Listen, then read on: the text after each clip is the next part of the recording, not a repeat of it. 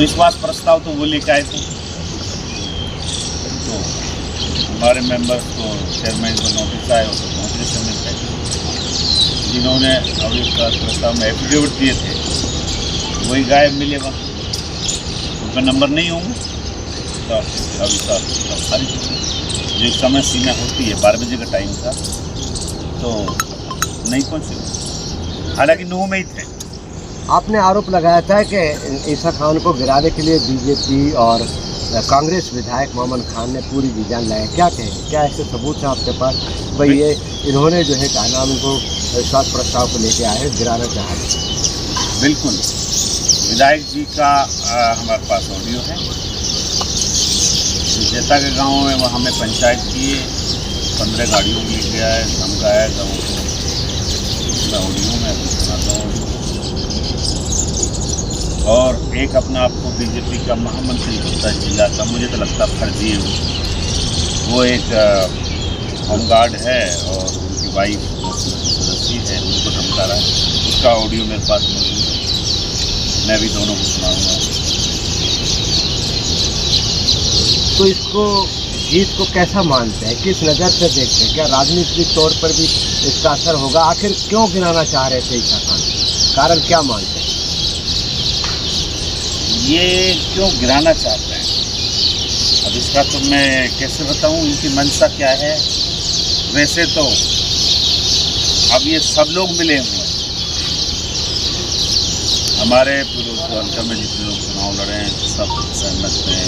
आसपास कौन सी के सब लोग शामिल हैं इस मुहिम में, कोई दल बचा नहीं। आपने तो ये आरोप तो जिला परिषद के वार्ड नंबर 17 में लगाया था कि सारे दल हमारे खिलाफ लड़े। कैसे टोटल दल साथ थे, सब लोगों को पूछ लो, किसको नहीं पता कौन कौन सारे थे भाई। हमारे जो आलमपुर मुंडल साहब जो हैं वो बीजेपी के विधानसभा के कैंडिडेट रहे हैं और उनकी भतीजे की वाइफ जिला प्रमुख रही है, तो भाजपा की तरफ से वो लड़ रहे थे। और हमारे लोकल विधायक वो उनका पूरा समर्थन प्राप्त था, सारे नेताओं का समर्थन प्राप्त वार्ड नंबर।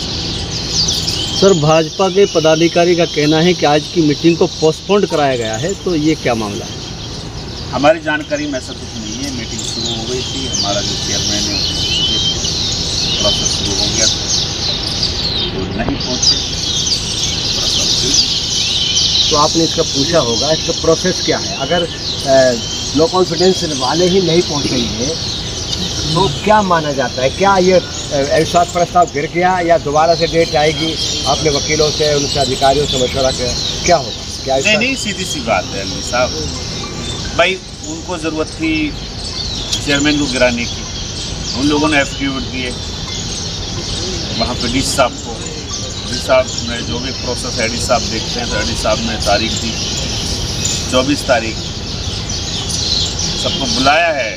साबित तो उनको करना है कि जिन्होंने एफिडेविट दिए बहुमत तो उनकी होनी चाहिए। 23 मेंबर है, 23 में से 16 उनको हाजिर करने चाहिए, तो 16 नहीं हुआ होंगे, इसलिए नहीं आए, तो प्रस्ताव गिर गए।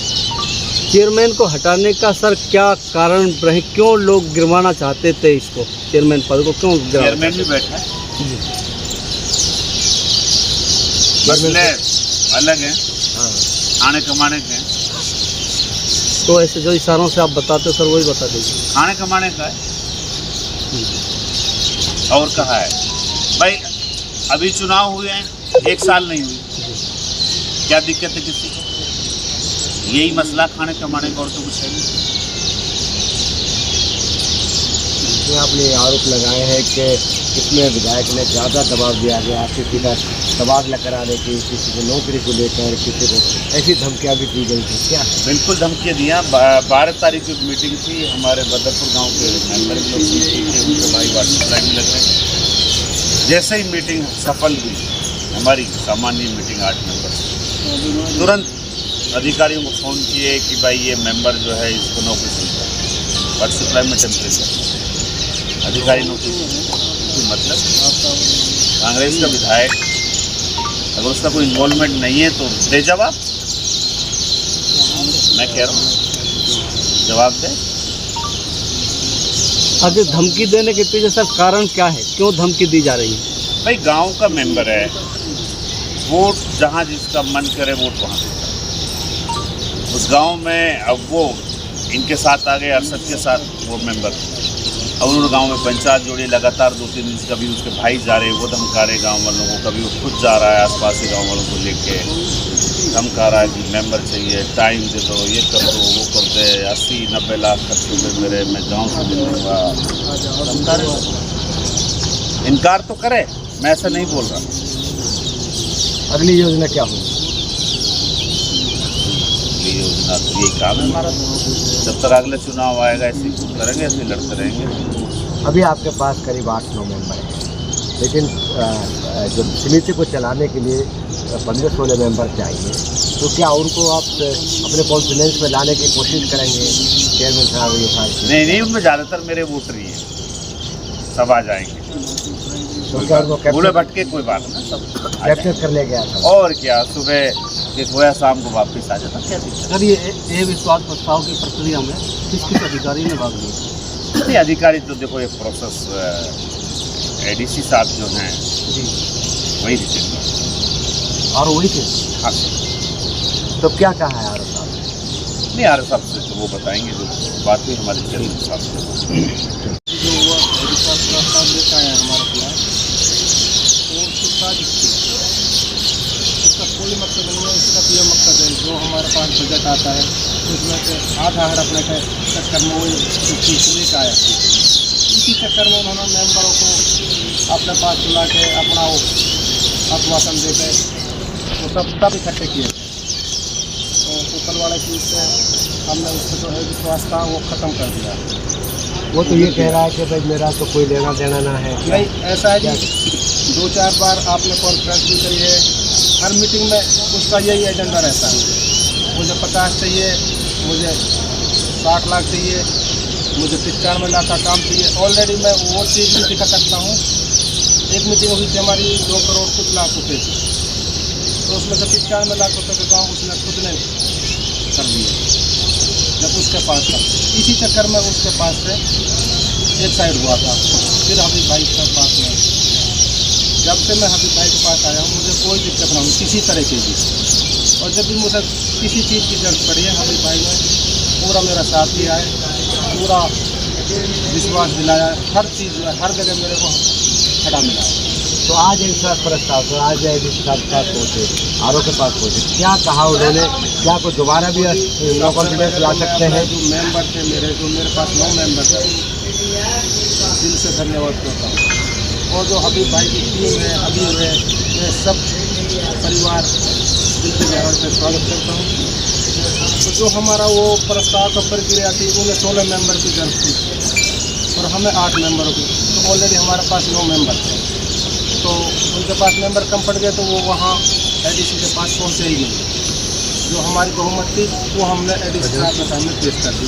मैं चेयरमैन था, भाई छोटा अरशद, तो वो अंदर चला गया, उसने अपना पक्ष में वोट करके खारिज कराया। तो क्या कहा है एडीसी साहब?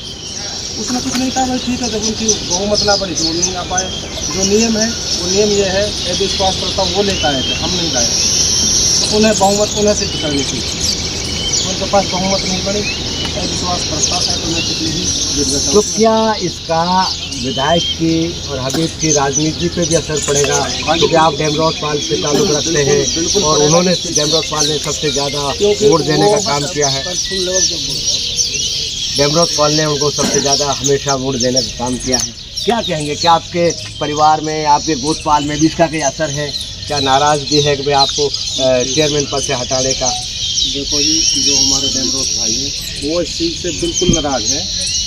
जो विधायक साहब ने मेरे साथ किया है वो बिल्कुल गलत था। वो सब डेमरोज भाई मेरे साथ हैं, उन्होंने आश्वासन दिया मेरे लिए, अब हम तेरे साथ कंधा से कंधा मिला के खड़े हैं।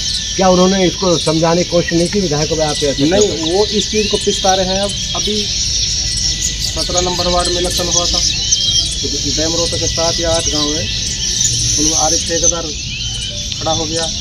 इधर जो उसका कैंडिडेट था समीन था, तो उसका ही वो सारा वो चलाता था। देख वो कोई भी वो उसको भी उसने खड़ा किया था। एंड टाइम पे उसको छोड़कर जो दूसरा था मुंडल के पास खड़ा कर दिया गया था। वो सब एक साथ हो गए। बीजेपी में जैसे मुंडल हो गया और भी नेता है। तो अब आगे क्या रणनीति है आपकी में जो समिति चलाने को लेकर? अपने समिति चलाने में ये है, जो भी हमारे पास फंड आएगा हम सब मेंबरों को बराबर का विकास कराएंगे, बराबर का बजट देंगे, किसी के साथ वो नहीं होगा।